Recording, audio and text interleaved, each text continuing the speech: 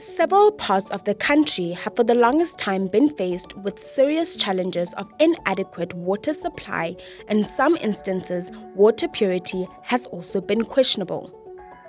The biggest story over the last couple of days has been around the cholera outbreak in Hammanskraal, Pretoria, where over 20 people have already lost their lives.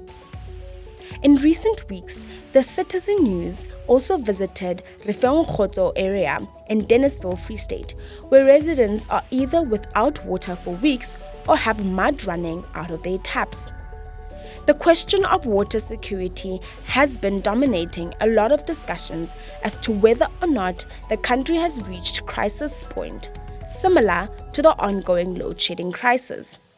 Some of the residents who in recent years had water borehole systems installed in their homes expressed relief following the years of struggling with unreliable supply and clean water. Increase the demand has become much more. In the last couple of years since load shedding has started, people are starting to get self-sufficient. Each and every borehole is different. Borehole water over the general is cleaner than municipality water. We drill and then we do a yield test to determine how many liters there is underground. While we do that, we take a water sample and send it right to the lab. And then we see what the water quality is. If there's bacteria or something in the water, then we know what filtration system to fit. And with the filtration systems, we can take out whatever is in the water that we don't need in the water.